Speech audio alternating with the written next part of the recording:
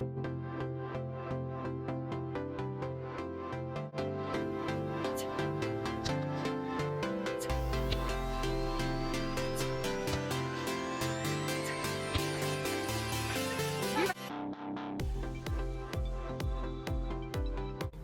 am Suzie.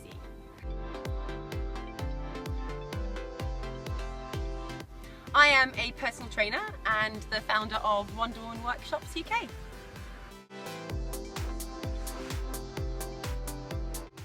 I'm currently in Greenwich Park in South East London. I don't really listen to a lot of music, but I did have the pleasure of going and listening to the Bolero live the other week.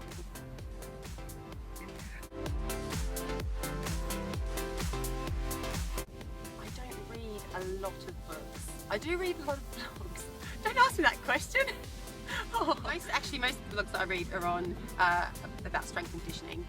Females in fitness industry, other females in the fitness industry, and yeah, women who like to get strong.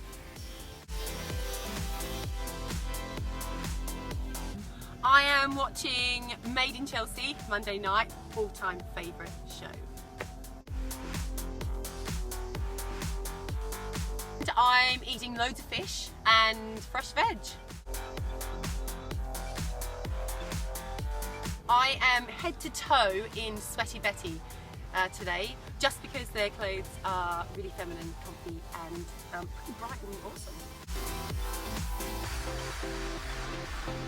I'm trying to educate, motivate and empower ladies to jump on board and get training outside and getting them stronger, fitter and just trying to get them to become more capable, really? I'll do that again. Yeah. I arrived in the UK 13 years ago and I was teaching over here. I did a major in early childhood, but even as a young child myself, I was always overweight. I love my food, I still love my food, and I was just eating the wrong foods. I was quite overweight when I arrived and didn't really have any direction in terms of what I was going to keep doing over here, whether I was going to stay or go home.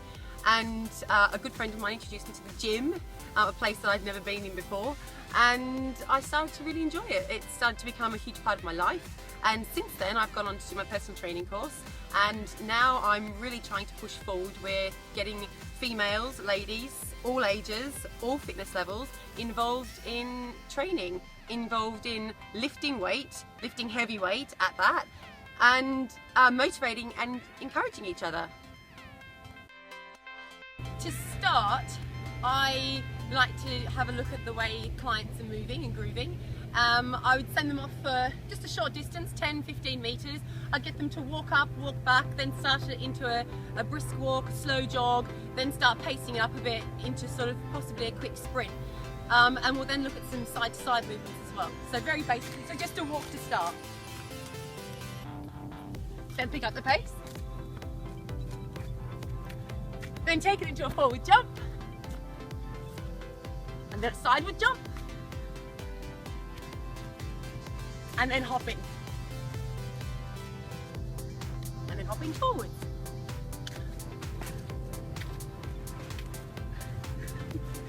I don't know what else to say. I've got a few key moves which I use with all of my clients, and one of the first things I get people to do, just to look at their movement patterns, is to take them through a squat. A very basic squat, bodyweight squats, awesome movement, because then you can load yourself up with more weight. Feet about shoulder width apart. You can slightly take your toes out to the side if you need to. It just makes you work your adductor muscles a little bit more.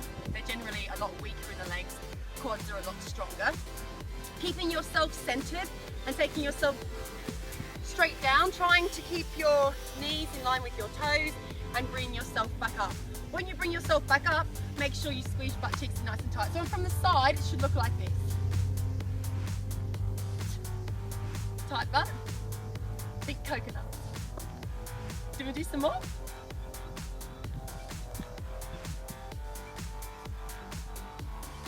Yeah. Another movement pattern which I always like to scream to all my clients is the basic lunge. Forward lunges, stepping in and stepping back out. Again, keep your feet about shoulder width apart. Have a think of a broomstick coming right down the center of your body. So as you take a step forward, you're still in that shoulder width apart, and you're dropping yourself, keeping centered. Right down, 90-degree angle at the front, 90-degree angle at the back, and then bringing yourself back in. Again, you're still shoulder width apart. So from side on, it should look a little bit like this. Shoulders back and down.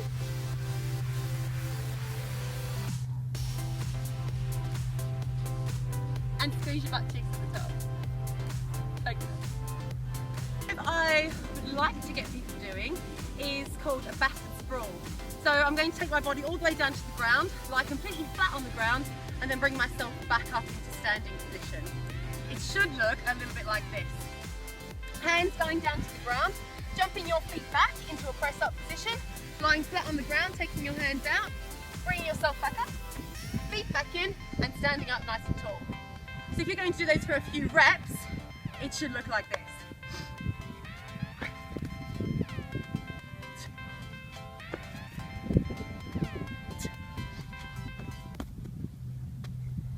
And you're going to keep going.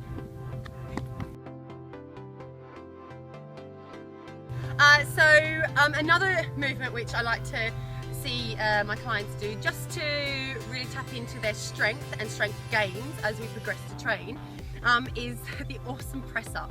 There's loads of variations here as well. So I'm going to take you from the easiest form of press up into the advanced form of press up, and then from there there's loads of progressions as well.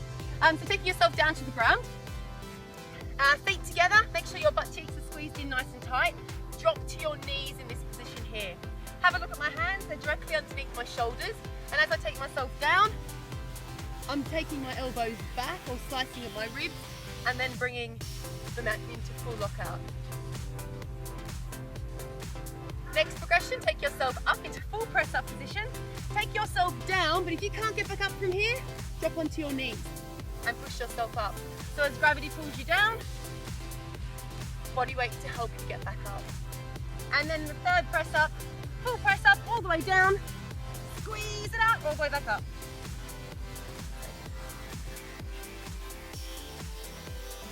I'm going to show you how to do a hardstyle plank, and it's called hardstyle because we create loads of tension and then we relax, and tension and relaxation equals strength. So I'm not interested in planking for more than about 10 seconds, and I'm certainly not going to be planking for a minute or 2 minutes. So I'm going to take myself down to the ground, elbows going to be underneath my shoulders, butt cheeks squeezed in nice and tight, knees close together, squeeze them in as well, and keep your heels tight together as well. Have a look. So from this position here, I'm going to squeeze my butt cheeks in nice and tight. I'm going to drive my elbows down towards my shin.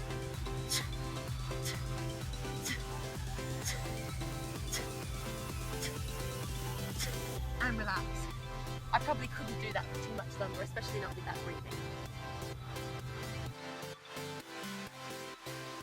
For a cool down, I generally get my clients to do a bodyweight Turkish get up or a windmill. I'm going to show you the windmill only because it's quite a big move, but it stretches out from the tips of your fingers all the way down underneath your arm, across your back, butt cheeks, all the way down to your ankles.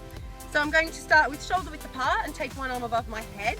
Make sure that my wrist is above my shoulder. I'm then going to take my feet off in the opposite direction towards my hand. I'm then going to pump my hip out to the side. So I've got a bit of a hip hinge going on here, and I'm going to take my arm all the way down. From this position, I can then start adding on some rotation. So then we get a nice piece of movement through your back as well. And then reverse that back out and bring myself back up into standing. I would recommend beginners 3 to 5 reps with 3 sets. Intermediate, again, 8 to 10 reps with 3 sets. And then for advanced, or if you're moving up into advanced, go or try for 15 or 12 to 15 reps, again with 3 sets. Ladies, if you add those exercises into your already exercise program or regime, you will definitely notice strength gains, and you'll notice your body starting to change shape. If you feel at any point there's something that you can't do or something that you found challenging, then maybe you need to go away and work on those weaknesses. and get moving and grooving better.